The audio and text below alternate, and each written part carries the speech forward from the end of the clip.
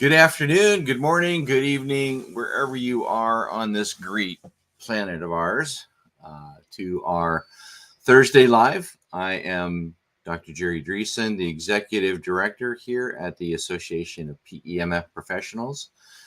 And we are continuing our series on Ask Dr. Jerry, which is great because we asked you to ask us what you'd like to see, what questions you had, and we combined. I think we have like 8 that were out of all of them. That was kind of the general, so we found the commonalities, I guess, and put those together. So, what I want to do is jump into this week's topic, which is PEMF best practices and following recommended protocols. And so one of the top questions that we were given was, what types of protocols should we use when using PEMF? Now, those of you that are watching live, feel free to jump in and ask any questions as we go. But again, these are all recorded. You'll find today's broadcast on Facebook, on LinkedIn, and on YouTube, where they are live right now. Also. So let's just jump right in. I'm going to shrink my image and bring these babies up. There we go. So what types of protocols? Well, that's really good because in the PEMF world, we've got 2 different types, of course. We've got animals and we've got humans. And there are some similarities and there are some things that are, totally different. And hopefully I can go through some of these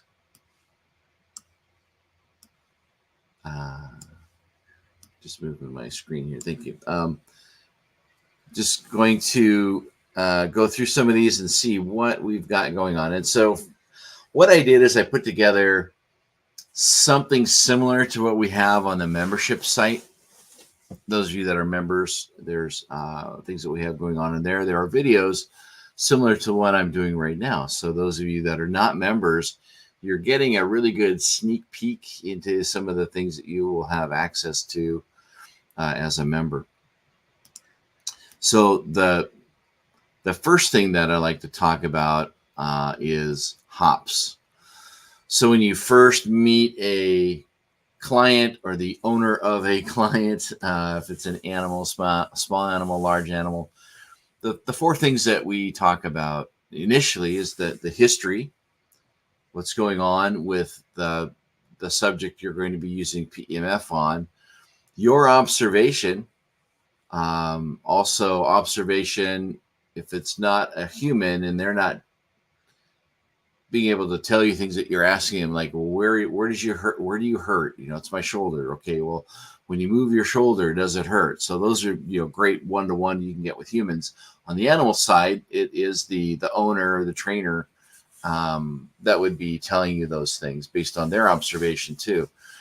And then palpation, and that's where you're feeling the area. And you're going to get a response, whether it's a human or an animal, based on what's going on. And those of you that work with animals, you can read a face, you can tell how they feel and what you feel, what's going on in the area. And then any special tests that need to be done. So on the human side, okay, do we need to do a shoulder regional? Do we need to do measure range of motion? Do we need to do pinwheel tests? There's all of these things that you can expand upon. The more information you get to detail what's happening, the other thing that you can use it for is after your sessions to be able to retest those things and see if there's any difference. I've had patients after using a PEMF unit for 10, 20 minutes, then we retest either their range of motion, we retest where their pain is, the muscle spasms, and they can see the significant difference. And that's really what you're going for, because we know that it works. But if you can measure before and measure after and have the person involved see the difference, then that's where they book the next appointment. That's where they schedule you. That's where they follow through with your care and the things that you want them to do where they can get better using the process. Or even renting, if you're renting things out or you have a mat or something like that. So let's talk a little bit about intake. And in my chiropractic practice, we have lots of intake forms based on who you are and what you're doing. But, of course, we have the HIPAA notice. And those of you that, know HIPAA, those of you that don't know HIPAA, basically it's us letting the patient know that we are not going to release any of their healthcare information to anybody without their permission. That's really all HIPAA is. They made a pretty big deal about it a long time ago when they first installed it, and they were going to have what we called the HIPAA police. They're going to come and check and make sure that you have a manager and a person that's, there on site, that you have a book. And, we went through we have the whole protocol system set up for us on the healthcare side. Now, if you're, not in healthcare, you don't have to worry about any of this, but you can definitely let them know, that their information stays with you. Confidential patient intake form, and then office policy. So those are some of the things. And then we have a massage intake form also. So the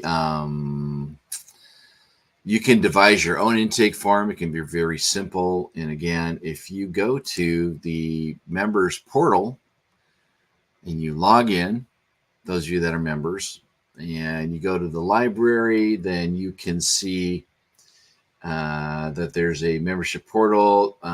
You click on that, and then there's resources. And of the groupings of resources, there's downloadable forms, research and regulatory information, references lists, and also apply to our board of subject matter experts, where those of you that have awesome knowledge, we would love to have you be part of that so we could tap into your brain as well.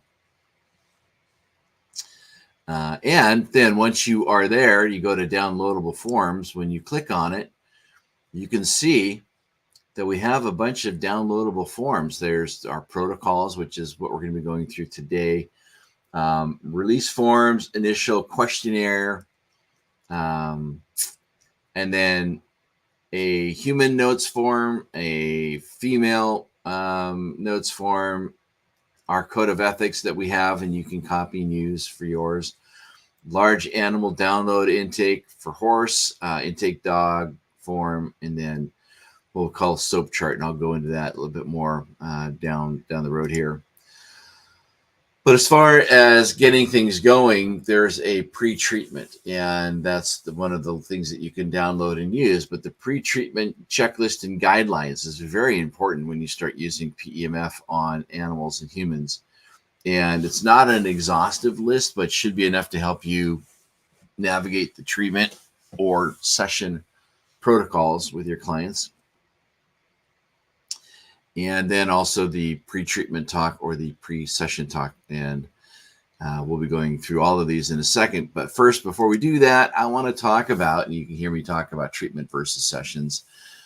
And those of you that are new to this really need to understand this. Those of you that have been around for a while, you could teach the course on it too. But those in the medical field, we can talk about treatment. We can talk about using the device for treatment. If you are not a medical personnel, you don't have any degree in medicine, then you are advised to use the word session, because when you say the word treatment and somebody in earshot hears you say that and then asks you if you are a healthcare professional and you say no, then that can create something.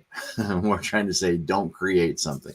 They may go to their board. They may go to the board of vets and say, yeah, this person's in here saying they're doing treatments and they're not a vet. Or, they go to the healthcare board and saying this person's saying treatment and they're not a doctor. So that's really bottom line what it's all about.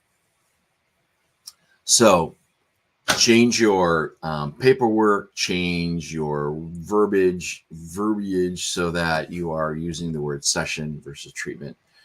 And I'm hoping that from this time forward on this live that I use just the word session instead of treatment. I may stumble because I use it quite a lot every day in my practice. So let's go into session protocols. So, you know, what's wrong? What's wrong with who you are or what you are working with? Also, what can PEMF do? Pre and post sessions, and then follow-up sessions and frequency. So that's the basis of what this is all about. And let's go into it now. And this is based on that form that I showed you earlier. And so I took that and broke it down. We're going to go through them. So those of you that are not members, this is what we have in the back door. And again, you are able to grab that form and make it your own and put it in your little toolkit that you take with you when you're going around, or you can show these to, if you're marketing yourself, this is the protocol that you can show to potential clinics or places where you go to set up and do things. So it's a really good marketing tool as well. And then let's go into it. And I think I need to remove myself from it. There we go. Okay, so the pre-session checklist guidelines and the talk, it's not exhaustive, but should be enough to help you navigate your session protocols with clients. So, number one, remove all electronic devices and place in a safe place. Occasionally key fobs, they can get ruined if they're too close to the device. So make sure that they are taken care of. And I will say this is that we have a little metal dish that they can put things in, so it acts as a Faraday cage. And I have people sitting there with all the devices on them doing a session, and they've got their phone in front of them. We've never had a problem with it. And I've tested my phone by dropping it right in the center of a double loop on high, and it's never been an issue. So I took one for the team, and my device survived. Remove hearing aids. Do not use PEMF on anyone with a pacemaker, anyone with an insulin pump, anyone with a TENS unit attached to them, or any other electric device in or on their body. And they may not remember that they have it, and that's probably the biggest issue is when you are working with a person or client and they forget that they have hearing aids, or that they have a device measuring insulin or heart monitor. Those are the things that you have to go through, because what it'll do is it'll make it so that they don't work anymore. And that's not what you want. Now, as medicine is advancing, a lot of these problems are going to be taken care of because of how they're rebuilding these devices. But for now, these are the things, and this is why it's important to have these written down, again, when you are working with somebody, showing them the protocols that you go through. Next on the list is, after the pre-session guidelines, again, do not use PEMF over herniated disc unless it is on the lowest setting possible. And I have patients with disc problems that I use mine on. I don't have it set up so that it's a contraction. They tell me they can't even feel it, and that's where you want to be with it. Anyone getting sessions with a metal implant, they may notice the area getting warmer. And again, make sure you are doing a session on those areas on low. Note any medications, and PEMF may cause the body to absorb them better due to increased blood flow. Some doctors are putting their patients on a precise dose of medication, and if that person's body absorbs more of it, it could send them off into the adverse reactions of that medication. So that's what's important here. And they may need to reduce it on that day, or have that be on a non-day that they don't take it. Next is make sure they're drinking water, because the body, uses it as a detox as far as PEMF. And before and after the session is good, because that avoids them feeling agitated or nauseous. And then use our approved soap chart to record the sessions before and after. If you already created your own, that's awesome. Again, we have them available for download in the back door area in the membership area. Excuse me. And then as far as the pre-session talk, this is what we tell people. Please remove all electronic devices, put them in the container next to you. If you are wearing hearing aids or insulin pumps, please remove them if they're detachable. Some people have subcutaneous pumps, so that would be tough. But if they have like a belt clip, they can do that. If you have a pacemaker, we cannot provide, I see that typo, provide sessions for you at this time. Please empty your pockets into the container, and do not leave your keys or electronic door key in your pocket either. And some people, again, they forget. Even if you tell them, you look them right dead in the eye and they say, yes, I understand. And then they go, oh, is this what you were talking about? And you're halfway through a session and their fob no longer works. And that's $200 to $500 to get one of those things replaced, which is why it's important that they're aware of that.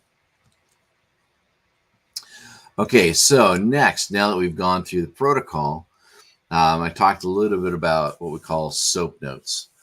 And this is an acronym that we use in helping people out, where we have a form, and that form is located here in your downloadable form. So we've got the SOAP chart right there. But basically, it's a piece of paper that has SOAP with blanks after them, and S is subjective. And this is what you do for every session. So you've got a file of that person or that animal, and it's what you are doing. And so subjective is what they are feeling. How are you feeling today, Mrs. Johnson? Oh, I'm, much better, or I still hurt. And then we'll use a pain scale 0 to 10, 0 being nothing, 10 being the worst pain ever. So now we are getting their information from them on how they feel. If it's an animal, again, you're talking to the handler. If it's your animal, you know that they're a little more perkier, or that they're eating food, or, that they don't hurt when you poke them somewhere for where they've been injured. Objective is what you observe. So Mrs. Johnson says they're feeling fine after further investigation on poking around the shoulder. There's a spot at the very tip of their shoulder blade or the collarbone that's still sensitive, but it's less sensitive than it was before. I can push harder. I'm doing a pinwheel test, and the sensory is better. They can actually feel the sharp tips of the pinwheel on the area that I'm rolling it over. And then action. So it's what you do. So I took the PEMF device. I used the double loop. I placed it so that it was right over the shoulder, so that the center of the loop was directly over the center of the deltoid muscle. I set the timer for 10 minutes and or 15 minutes, and then whatever your device does, if it's, 15 minutes low, high, medium, or you just have, timers on it. So, whatever it is that you do, that's your action. And then P is the plan. So that's what you do next time. The goal is to have them coming in 3 times a week for 4 weeks, or 2 1-hour sessions a week for 3 weeks, or I will come back whenever we can arrange to do another session. So that's basically the SOAP notes. And if you can have that again with their name at the top and the date that you're doing the session, then that just helps you organize things.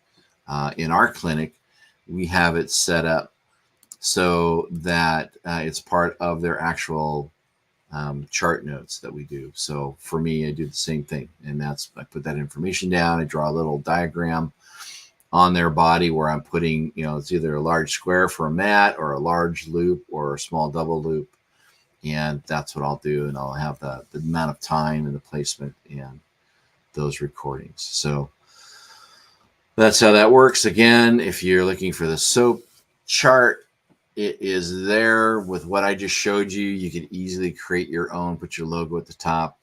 They can even get a copy of it if you want to do that. And it would have, again, your contact information on it. So your name, address, phone number, website down at the bottom, because they might show somebody, go, look what they're doing for me. It's like, who is that? It's like, well, there's their logo, there's their information. So again, it's another possible marketing tool. If you're working at a clinic, then when you're done, you can provide them copies of your soap notes. If you say, yeah, we have a pre and post protocol, I use soap notes, you get a copy of it. That's just music to the ears of whoever you're going to be working with, especially in the medical profession. It's like, wow, okay, they know what they're doing. And then you give them a copy of your protocols, and you've got your little package. If you're going to market yourself, you could say, here's what we do with the people we work with. We go in and we do all this stuff. We have a very small footprint. We just need a chair and a table and a 3 foot by 4 foot area, and we're good to go. And we do all the monitoring, what's going on. So a few more marketing tips there for you. But again, this was following recommended protocols, and I have given you probably the top 80% of the things that we recommend, and then the other 20% it's kind of based on who and what you're working on, because that's where you get into that. What was the way at the top here? The special tests, because everybody's a little different, and you're going to learn when you become a member. You're gonna get certified, or you get to pick out human certification, horse or equine, small animal, and the experts that do the teaching on that teach the special tests, and they give you all of their knowledge too, which is why it's great to become a member. As we get into the Ask Dr. Jerry again, I want to thank you for your time. As we go down through the list here, let me bring that up there for you. There we go. Just remember, we've got our newsletter coming out. Those of you that are members, if you're not, again, this is a great thing to be on the lookout for as a member. And we talk about everything PEMF, the political frontline, what's going on. We talk about products, special dates. And speaking of special dates, we now have our PEMF Con coming up, and it's going to be in October. You'll know more about that when you look at the newsletter in the loop, our summer session here. And we're really excited. We did this once before, and we had some great speakers. Those of you that are watching this, if you're a manufacturer, it's a great time to come and talk about your product. If you're a distributor, all of those things, we would love to line up speakers that are not necessarily users. They could be makers of PEMF devices and best protocols, and anywhere in the world. It doesn't matter what of the 17 countries that we are out there in. Please get a hold of us. We'd love to have you come in and talk about some things that you're doing. And we're in the process of putting the speaker list together. So get a hold of us, drop a note to Lauren, and we are going to be nailing down the date as well. I believe it's the middle of the month there, but I will have that down below. I didn't mark it on my calendar, so I don't want to say it here on a live and then be held to it. But again, thank you so much. And this is the live portion of the Dr. Jerry. And if you missed live and didn't have a chance to drop a comment in where I can see it and respond to it live, go ahead and do that afterwards, and we'll definitely jump in there too. So what can you do? Well, again, spread the word. Thank you for your time today watching this, but like and share, like this video, share it with your friends that do PEMF. Again, we have a blog, we have Instagram, we have YouTube. Go to all of those places that we're there and like that, because that increases our algorithm of being spread and shown for people that are looking for, PEMF. What is PEMF? Or I'm thinking about doing it. So that is how we grow. And speaking of growing, we are doing really well. And we are going to be doing more inside the members only. We want to be able to do one of these live inside the members only, but the Facebook algorithm getting in there, it's brand new. So we've tried it a couple of times, and I think we've succeeded twice, but it's tough what they've done. But we'll figure it out. We're smart people. I've got a good group of people that help me out too. So a great crew. Thanks, crew. And then again, on our website, our code of ethics, those of you that are wanting to know more about us. But again, maintain professional knowledge and skill at the level required to ensure that clients or employees receive competent professional service, to act diligently in accordance with applicable technical and professional standards when providing professional services. So this is who we are. And again, our goal is to help you be a better PEMF provider. And again, if we're missing something, if there's something you would like to know more about, please get a hold of us. Become a member.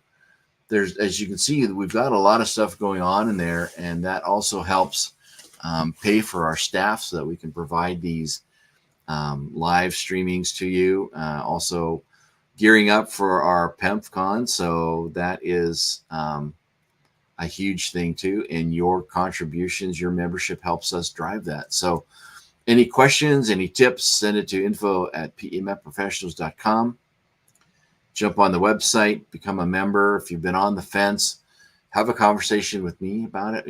Hopefully this is one of the reasons where you get all this great stuff where we talk about best protocols and marketing. So again, I want to thank you for your time, and I look forward to seeing you again at the next live next week.